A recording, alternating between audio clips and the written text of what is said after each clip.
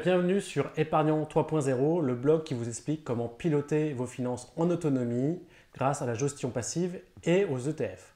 Alors aujourd'hui, je reçois dans cette vidéo Murtaza, qui est le directeur des investissements de Yomoni, qui va nous expliquer ce qu'est Yomoni et un robot advisor. Merci d'être là, Murtaza. Merci, Edouard. Donc on se connaît depuis un certain temps puisque tu as écrit la postface de mon deuxième livre. Donc c'est pour ça qu'on se tutoie, on se connaît assez bien, on se suit mutuellement. On se connaît à peu près depuis 4 ans. On Voilà. s'était rencontrés juste avant le lancement. Voilà. Tout à fait. Ça s'appelait Smart Days Exactement. au tout début, à l'époque. Nom de code. Et je te remercie de m'avoir fait confiance pour la postface. Merci, parce que les lecteurs... Que tu n'as pas censuré. Non, pas du tout. Voilà. Donc, et toi, effectivement, tu n'as pas censuré aussi parce que je t'ai proposé de t'interviewer et de faire un petit peu un interview vérité avec des questions difficiles. Donc, tu as accepté, je t'ai même proposé de donner les questions à l'avance et tu as refusé pour être surpris de ces questions. Voilà, donc voilà, si nécessaire, tu couperas. Je couperai, je remonterai, etc. Voilà, vous inquiétez pas. Non, a priori, on n'a rien à cacher, on est prêt à expliquer ce qu'on fait. Alors, c'est parti. Alors, je vais commencer par une question facile pour se mettre dans le bain. D'accord. C'est quoi Yomoni? C'est quoi un robot advisor? Ça sert à quoi? Alors ça, c'est un petit peu long. Je crois que tu l'expliques un petit peu dans ton livre quand même.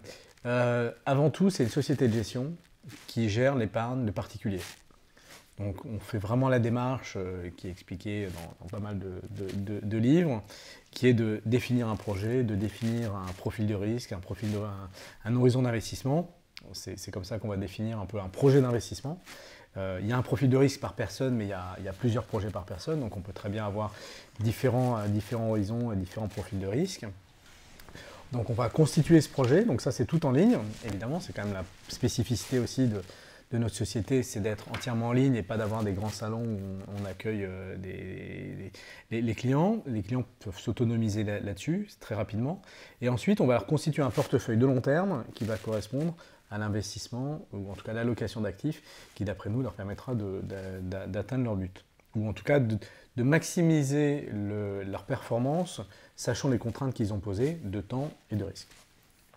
Et le tout, on va le faire pour eux, pour leur compte. Là, on les décharge, on est un peu chauffeur, voiture avec chauffeur en fait. On n'est pas une location de voiture, donc on va tout faire pour eux et c'est un petit peu service clé en main.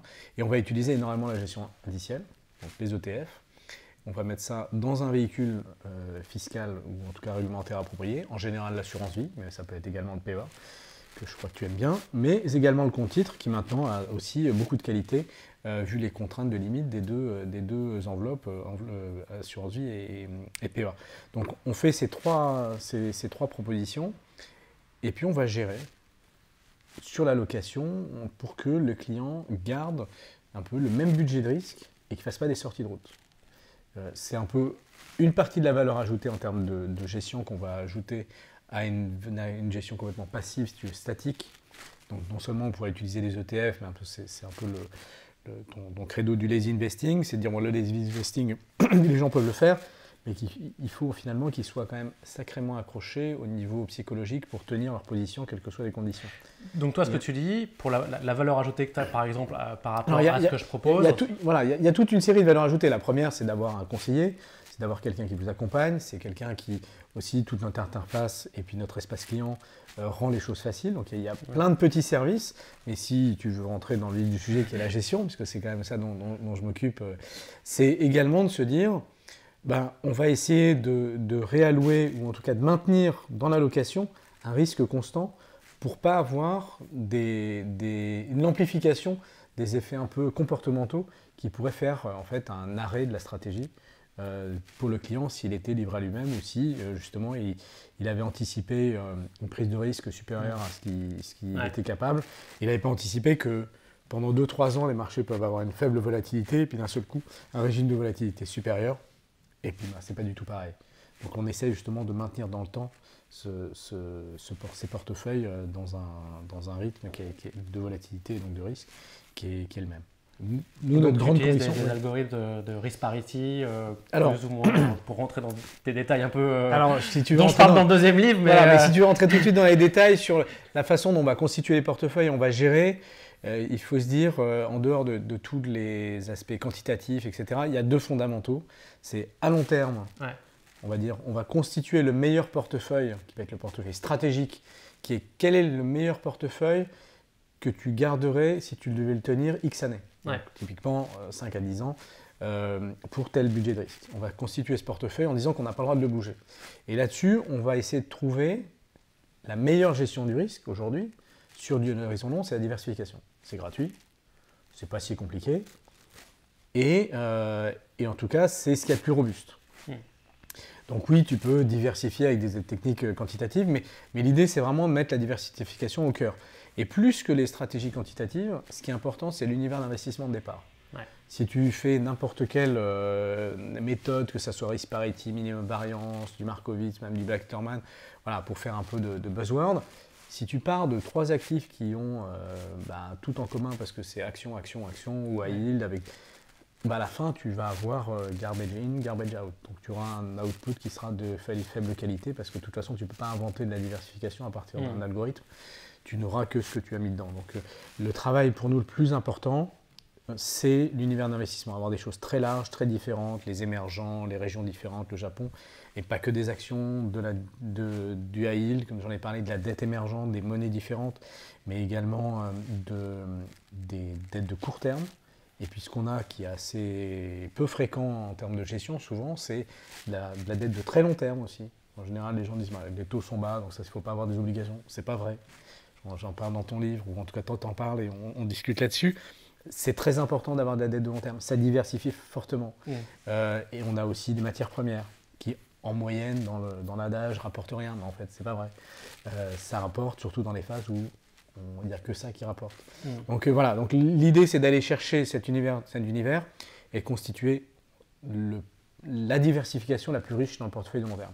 Et ensuite, il y a le deuxième pilier, c'est de la gestion, c'est de se dire la diversification, c'est bien joli, voilà, en théorie ça marche, mais en pratique ça ne marche pas à court terme. C'est-à-dire que de temps en temps, oui, d'une semaine à l'autre, les actifs vont varier, mais par contre au moment où on en a vraiment besoin à court terme, quand on a des crises, en particulier des crises de liquidité, les corrélations changent, même si elles se normalisent à long terme, et sur un mois, une semaine, un jour, tu vas avoir un crash avec tous les actifs, et tu vas penser que ton portefeuille est diversifié, et en fait, il ne l'est pas sur cet horizon-là. Et ça fait quand même très mal, parce que même si tu n'as pas vendu, tu vois quand même la performance de ton portefeuille. Et donc, notre conviction, c'est que là, il y a des techniques de gestion qui peuvent être implémentées, soit discrétionnaires, et là, une partie de notre gestion est discrétionnaire à base du suivi macro. Alors, on rappelle justement, c'est une question que je voulais te poser, parce que je te connais depuis longtemps, tu es très bavard, on va jamais tenir les 10 minutes, je pense qu'elle va durer une demi-heure cette vidéo, mais c'est très intéressant, tu as dit plein de choses. Donc déjà, le mot discrétionnaire, ça veut dire que c'est toi et un comité d'investissement qui prend des décisions et pas un algorithme, pas un ordinateur. Exactement. Et c'est vrai que c'est souvent une question qui se pose, c'est que ça s'appelle un robot advisor, mais souvent on t'explique qu'il y a quand même des gens derrière. Alors justement, comment ça se passe entre l'algorithme, le robot et toi? Et puis peut-être aussi, comme tu aimes bien parler, comment tu passes tes journées finalement? Parce que c'est quoi un gérant il y a plusieurs questions. On devrait faire une question à la fois. Voilà, on va commencer par la première question sur pourquoi robot advisor alors qu'en fait c'est human manager, quoi. C'est deux choses différentes. Le robot advisor, que ça soit chez nous ou dans les pays anglo-saxons, sur lesquels on s'est inspiré, c'est qu'en fait c'est un robot qui va catégoriser le client et qui va donner l'advice, enfin le conseil sur l'allocation d'actifs, sur le profil de risque, sur l'horizon d'investissement. La formalisation dont j'ai parlé au début, c'est ça le robot advisor. Et finalement, c'est ça qui est le plus important. C'est les portefeuilles type. Oui, non, c'est surtout à partir de questions qui paraissent naïves, à partir de différentes réponses et d'un amas de données, de dire, d'après ce que vous m'avez dit, vous, monsieur, aujourd'hui, voilà votre horizon de temps, votre profil de risque. Parce que si on demande le profil de risque à Madame Michu, elle ne sait pas en fait. Donc là, on le formalise et on le définit avec plusieurs indicateurs. Soit c'est de la volatilité, soit c'est une part en action, ou une part moyenne en action, ou une part cible, soit c'est la perte maximale. Donc ça, c'est des choses qui sont pas exclusives, hein, mais qui nous permettent de faire un peu un ensemble, de dire, voilà, en gros, pour cette personne-là, voilà les caractéristiques du portefeuille qui lui iront bien sur un horizon long, ou en tout cas l'horizon sur lequel ils sont prêts à investir. C'est ça que fait le robot advisor. Et d'ailleurs, il est advisor dans le sens où le client n'est pas obligé d'accepter la recommandation. C'est un conseil. Et ensuite, sur la partie gestion, le robot advisor ne veut pas dire que c'est robot manager. Chez les Américains en général, c'est statique. L'allocation est statique et on va jusqu'au bout du lazy investing en disant juste on l'a implémenté pour vous. Et puis alors que en fait, la personne pourrait le faire quasiment elle-même, hein, finalement, surtout avec des frais de gestion qui sont même supérieurs à ce qu'on a comme dans le courtage aux États-Unis. Et en revanche, chez nous, en Europe, en Italie, on retrouve ce modèle-là, en Angleterre, un peu en Allemagne et un peu en Belgique, c'est de dire finalement, on ne peut pas tout laisser statique, ou on ne peut pas être complètement quantitatif parce qu'en plus, les gens ont besoin de confiance. Donc si en plus ils n'ont pas confiance ou ils n'ont pas de lisibilité sur la façon de gérer, ils vont avoir encore moins confiance. Alors que toute l'idée, c'est de dire, on va vous aider à tenir dans le temps. Parce que c'est le temps, tu en parles, hein, c'est le temps qui permet le compounding, l'accumulation des performances et des intérêts. Donc il faut rester longtemps. Comment on arrive à rester longtemps ? Alors qu'en fait, c'est toute la difficulté, alors que quand ça monte, on a envie de vendre parce qu'on a envie de tirer les bénéfices. Quand ça perd, on a aussi envie de vendre parce qu'on en a marre, etc. Donc en fait, il y a toutes les raisons de sortir de son projet. Et en fait, en général, ce sont des mauvaises raisons, parce que c'est des raisons qui sont liées au marché, alors qu'on peut sortir, mais si on a un besoin personnel. C'est très difficile de distancier ça. En utilisant un robot advisor, avec lequel on est en confiance sur la relation et sur le fait que on vous a délégué la gestion, on comprend ce que les gens sont en train de faire, c'est plus facile de se dire, bon, ok, en fait, là, je suis parti pour 5 ans, je comprends que je ne m'en soucie pas.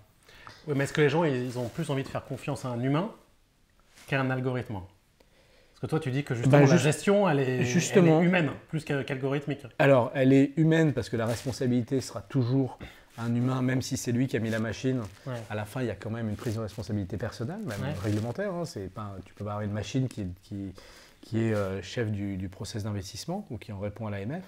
Mais oui, on a été, même si on avait un robot, on l'aurait beaucoup humanisé. Après, nous, on reste très modeste, c'est-à-dire qu'on ne pense pas avoir une boîte noire fabuleuse ou une formule miracle.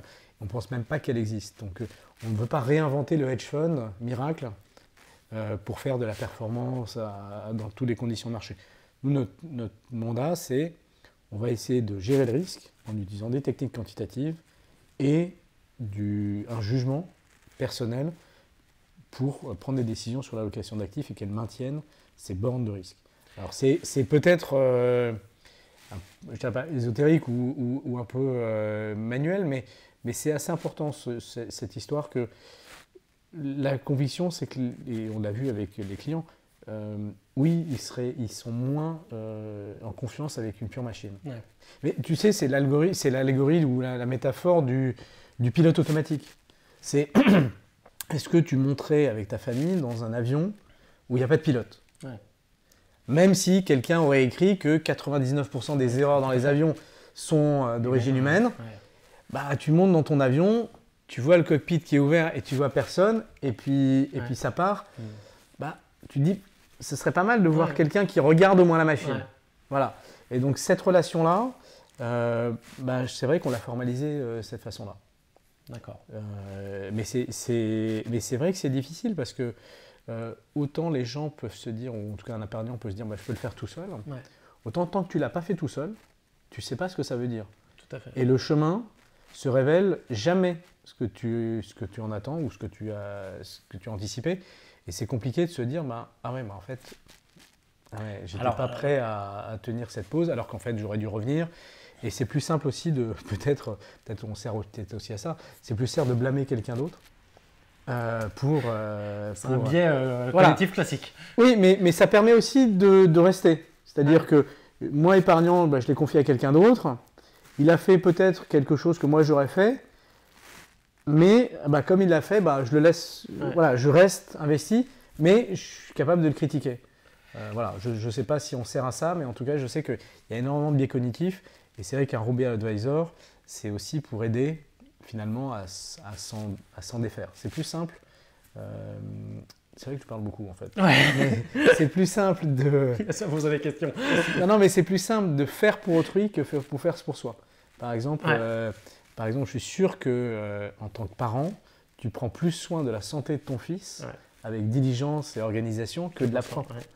Même si évidemment un enfant est plus fragile, etc. Mais ton carnet de santé n'est probablement pas à jour, alors que le sien il est à jour. Voilà.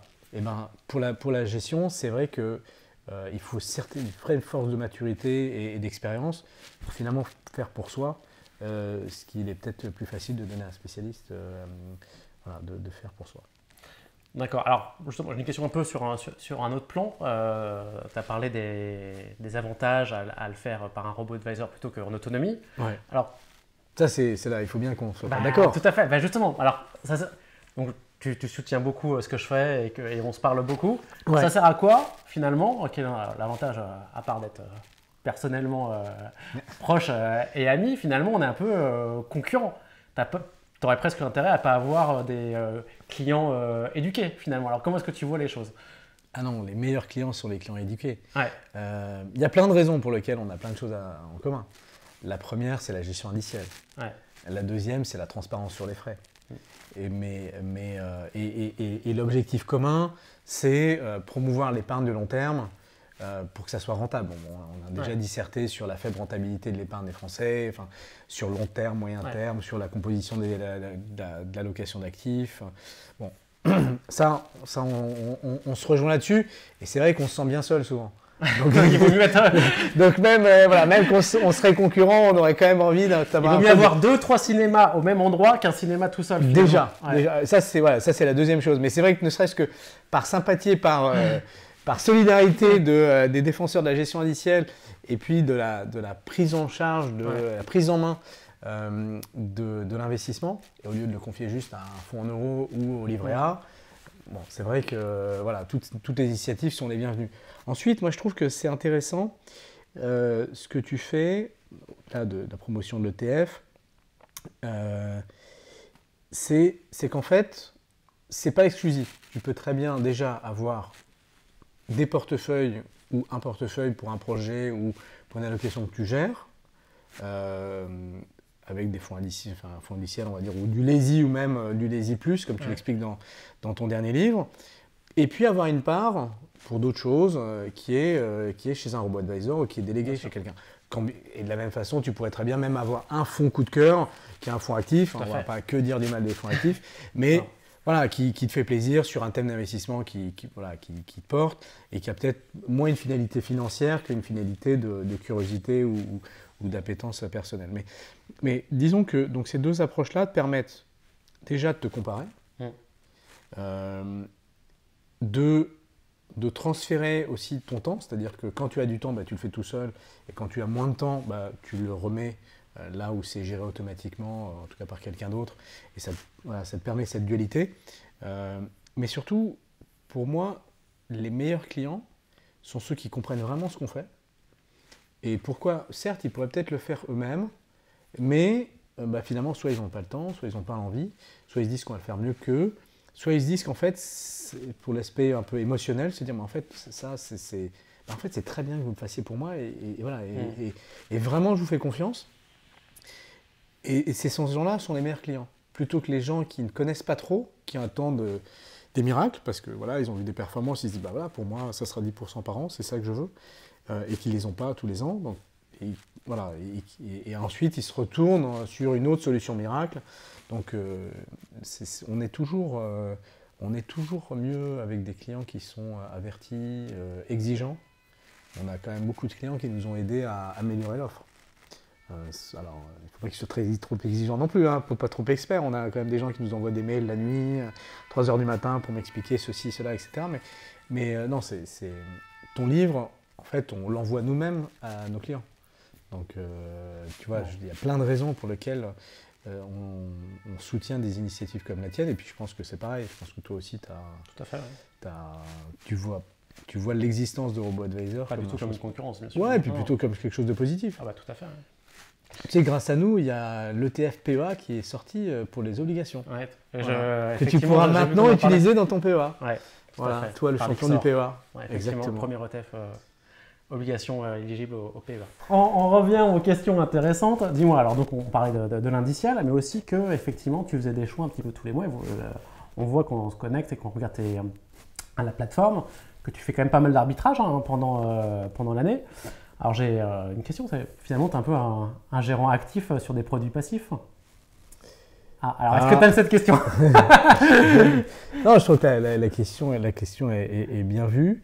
Elle met en avant aussi un paradoxe, ou en tout cas une contradiction qui pour nous n'en est pas une, mais qui est apparente. Sur la gestion active et la gestion passive. La gestion active sur la partie ETF, c'est une problématique de bottom-up. C'est-à-dire qu'il n'est pas prouvé que le choix des valeurs au travers d'un grand univers permet d'être fait en moyenne de façon gagnante par rapport à un indice on va dire statique ou pondéré par les market cap. En tout cas, pas sur longue période. Bon, ça, c'est... La gestion active, la gestion de l'allocation d'actifs, il y a très peu de bonnes recherches là-dessus. Et surtout, il n'y a pas de benchmark statique. Si tu veux. Il n'y a pas de benchmark de l'allocation d'actifs. Est-ce qu'il faut mettre 30% d'actions ou 40% d'actions? Combien d'obligations? Combien de high yield? Combien de cash? Il n'y a pas ce phénomène un peu de market cap où tu dis, en fait, on n'a qu'à juste pondérer par les market cap et hop, ça nous fait le marché action. Donc, de toute façon, il faut donner un choix. Et ça, ce n'est pas une question d'opposition entre l'actif et le passif, c'est plutôt de se dire, le bottom-up, le choix des valeurs, en moyenne, ça ne marche pas trop. Et par contre, le top-down, pour nous, oui, ça marche. En tout cas, ce n'est pas prouvé que ça ne marche pas. Et là-dessus, effectivement, on fait des choix. Je pense qu'on a eu une tendance apparente à avoir beaucoup de rotation. Ouais. Cette tendance-là, le taux de rotation s'est réduit et va continuer à se réduire. On a eu quand même pas mal d'améliorations et de changements de produits. Avec des produits, les ETF et les fonds indiciels sont beaucoup améliorés en 3 ans. Donc on a baissé les TER, on a d'autres nouvelles classes d'actifs, les frais, oui. On est passé beaucoup plus sur des fonds indiciels. J'ai une question sur les ETF. Donc, comment est-ce que tu fais pour choisir les ETF? Effectivement, j'avais vu qu'à un moment donné, tu avais des fonds indiciels. Là, je suis allé voir récemment.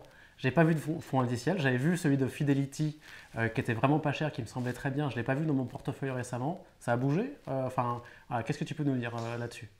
Alors, comment on fait la sélection? Alors ça, c'est un travail sur lequel Alexis, mon collègue portfolio manager, est vraiment en lead complet, c'est-à-dire vraiment, c'est vraiment sa spécialité. Et le process, on dirait, il paraît simple, mais quand même assez fastidieux et surtout, il est vraiment permanent. C'est de regarder ce qui existe, d'avoir des filtres et des niveaux de score, de regarder en gros, est-ce que l'ETF traite sur les bonnes places de marché, est-ce qu'il est liquide, est-ce qu'il est économique, c'est-à-dire que son coût, ses frais sont faibles, est-ce que sa qualité de réplication est bonne, est-ce que le promoteur de l'ETF est une contrepartie avec laquelle on peut travailler et on aura un bon service après-vente sur la relation sur cet ETF, en gros typiquement qu'il ne soit pas sorti, qu'on ait des encours. Et voilà, donc il y a pas mal d'aspects techniques pour savoir en gros, est-ce que c'est un instrument sur lequel on va pouvoir travailler. Et ensuite, on va le référencer chez l'assureur, ce qui est une autre paire de manches. Ça prend du temps, l'assureur demande aussi d'autres choses, des formulaires en français, qui soient enregistrés en France, etc. Et puis, on va le mettre dans notre univers, et au moment où on en aura besoin, on va l'utiliser. Et donc là, on a eu pas mal de choses qui ont changé, donc des frais moindres. Il y a aussi des ETF ISR qui sont aussi arrivés, qui sont peut-être intéressants. Donc ça, c'est fonds et ETF, tout compris, on regarde tout ça. Et puis, on a une petite expérience maintenant sur le passage d'ordre, l'exécution, la réalité du marché, en particulier pour des volumes importants que sont maintenant les nôtres. On est probablement un des acteurs les plus importants en France sur les ETF dans certaines rotations. Et donc, on fait très attention à savoir notre impact de marché et comment l'ETF passe. D'accord. Donc, on regarde aussi à 2 ETF équivalents, ceux avec lesquels on a les meilleures conditions de marché, de la liquidité dans le marché. Ça, c'est aussi, ça nous a poussé, pour certains ETF, à favoriser les fonds indiciels, qui ne passent pas, eux, dans le marché, Ouais. mais qui passent à une souscription comme un fonds ordinaire. Ouais. Par contre, ça a les caractéristiques de frais et de passivité des ETF, comme tu connais. Donc, on a effectivement utilisé pas mal les BNP, pas mal les Vanguard, pas mal... Maintenant, il y a le Fidelity. Alors, si tu ne l'as pas vu, ça m'étonne un peu. Bon, alors Mais il faudrait que je regarde. C'est peut-être l'aspect... je suis en profil 10, moi, alors c'est peut-être dans le voilà, profil 10. que dans les actions, c'est peut-être que celui-là, à la date où on le fait, est remplacé par une position couverte en change. Et peut-être qu'on est passé donc, sur l'ETF, je crois que c'est le Amundi, qui doit être le 500H, qui est couvert en risque de change sur le dollar. Sur SP500, oui. Voilà. SP500 couvert en euros. Exactement. 500H, ouais. Pour te protéger de la baisse du dollar qui a eu lieu déjà. Tout à fait. Voilà. Et alors, donc, ah oui, alors, il y a aussi un débat qu'on a entre nous. C'est deux choses. C'est est-ce que tu pourras battre tes benchmarks à un moment donné. Mais le deuxième, finalement, parce que j'ai déjà écrit un article là-dessus, le deuxième qui m'intéresse plus, c'est est-ce que tu penses que tu peux réduire la perte maximale? Parce que j'ai parfois vu ça dans certains argumentaires. Donc réduire le risque, finalement. Exactement. Garder plus ou moins la performance, mais réduire le risque. Et comment est-ce que tu t'y prends? Voilà, bah ça c'est exactement ce qu'on souhaite faire, effectivement. On n'a pas une promesse. C'est meilleur que le marché, en fait. Non, c'est pas une question de marché. Enfin, justement, on n'essaie pas de battre le marché. Ouais. Qui est un peu la promesse de la gestion active ou la promesse du hedge fund, de dire bah, en fait, donne-moi 20% de ta performance, parce qu'avec les 80% qui te resteront, ben, tu feras quand même avec le marché. Et puis en plus, je te prends 2% de frais au cas où, juste pour commencer. Donc, c'est pas cette promesse-là de te faire rêver et puis te prendre des frais, c'est de te dire on va t'aider à participer le plus longtemps à l'upside du marché et on va essayer de contenir le risque. Et en moyenne, on pense qu'on va réduire le risque, en particulier dans les périodes vraiment difficiles. On va justement travailler sur cette diversification. Alors sur le portefeuille que tu as, toi, le P10, c'est peut-être le portefeuille le plus difficile. Parce qu'il n'est pas diversifié. Bah oui, parce qu'il est déjà en action, donc la diversification, elle a trouvé au niveau régional, au niveau sectoriel, au niveau du style. Mais c'est quand même difficile parce que on a quand même, on va dire, le facteur bêta qui domine tout. Donc après, c'est, on va dire, la marge que tu vas voir ça. Mais c'est plutôt dans les autres portefeuilles où là, c'est beaucoup plus fort. Et tu ne peux pas le voir parce que tu n'as pas de portefeuille. Mais fais-moi notamment, tu as de l'or. J'ai de l'or. Mais avant de rentrer sur l'or, juste comment on s'y prend, bah, c'était ce que je t'expliquais, c'est qu'on essaie justement de considérer que la diversification, si on la travaille bien, pourra battre la diversification naturelle de l'indice. Et puis à court terme, on essaie d'avoir cette anticipation du cycle économique qui est non diversifiable. Et c'est ça notre vraie hypothèse, c'est de dire qu'à court terme, il y a un risque non diversifiable, c'est le cycle économique. Anticipons ce cycle, ou en tout cas, suivons ce cycle.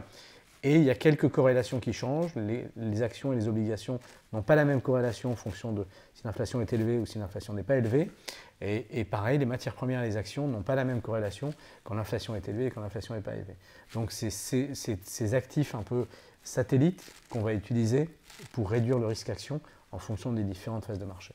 Donc c'est effectivement un exercice délicat. Bon, on a quand même pas mal d'expérience, en tout cas j'ai une petite expérience sur le sujet. On part de ce cadre-là et on pense qu'il est assez robuste pour les années à venir. Mais je te dis, c'est vraiment une étape à deux étages, long terme et moyen et court terme pour la gestion du risque. Et effectivement, la performance, ça nous viendra de l'exposition moyenne sur les actions. Ça ne viendra pas d'un fabuleux market timing ou d'avoir doublé des positions quand on était en période de stress. D'accord. Et donc pour faire de la diversification, tu ajoutes un petit peu d'or aussi. Exactement. Dans certains de tes portefeuilles. Exactement. Tu es expert sur l'or parce que tu as quand même écrit un livre il y a quelques années. Exactement. Combien de temps? Quasiment introuvable en librairie. Alors en fait, je l'ai commencé en 2009 et je l'ai fini en 2014. C'est ce que j'allais dire. Finalement, c'est assez récent, mais tu as commencé tôt. C'est ça. J'avais commencé au début de la deuxième partie du bull market de l'or.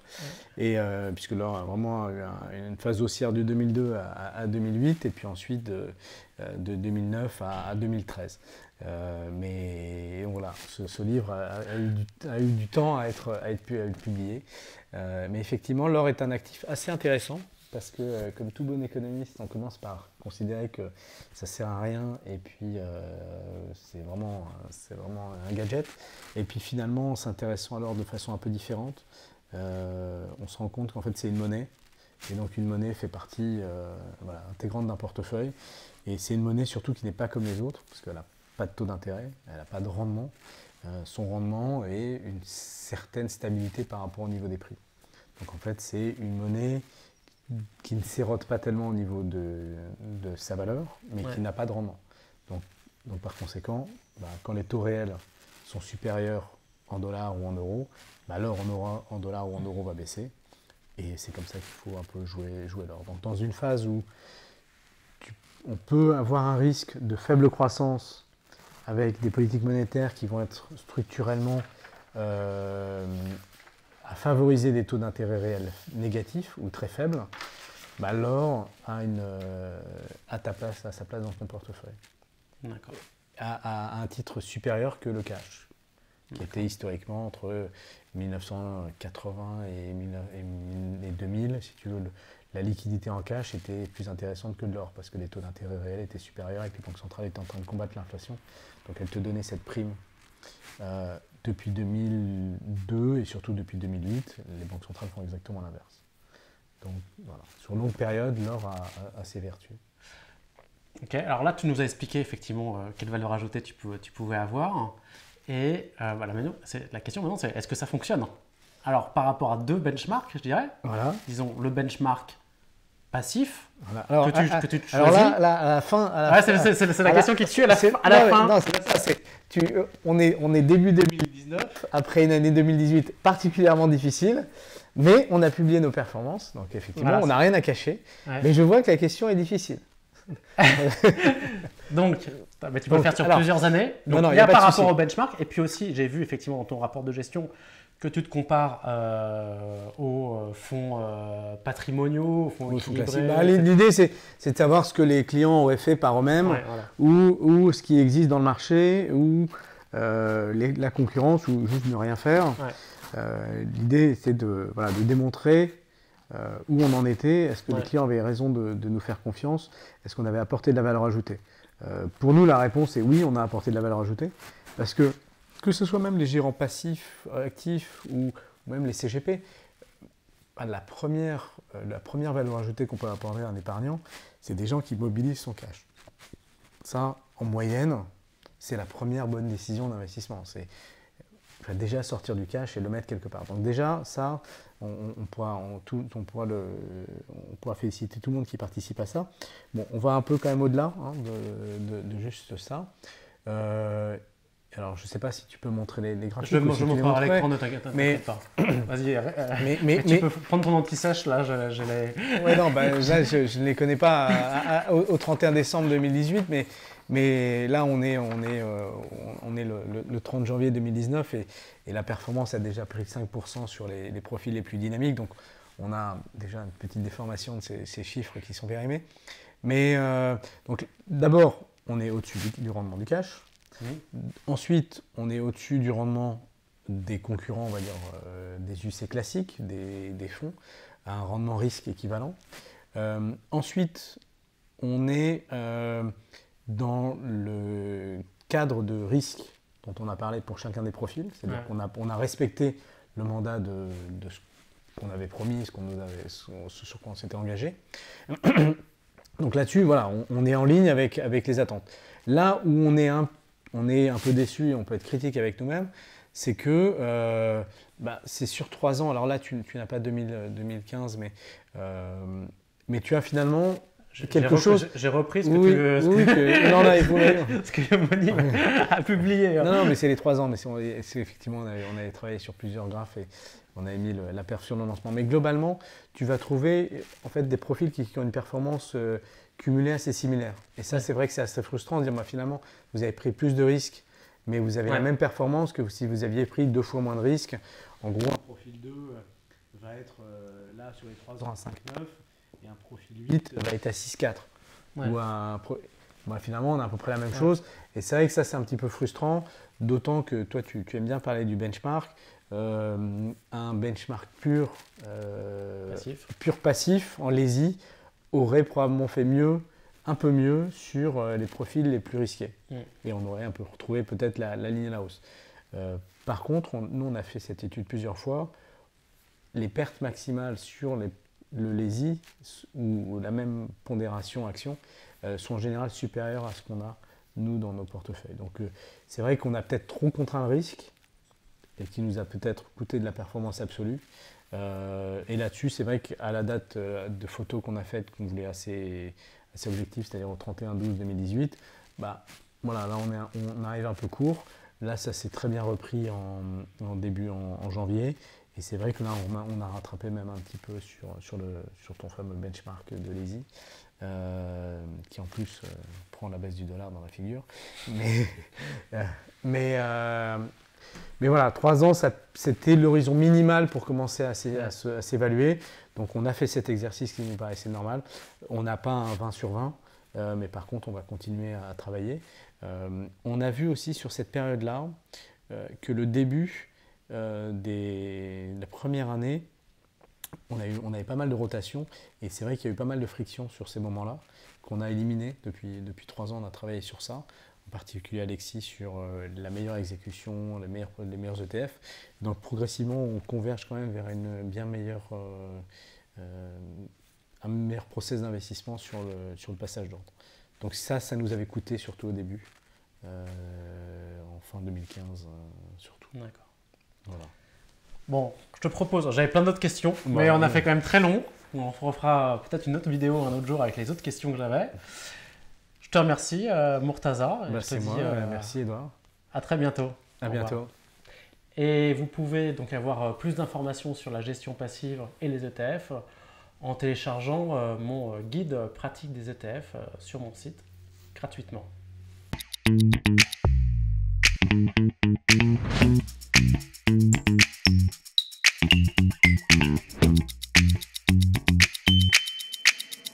Thank you.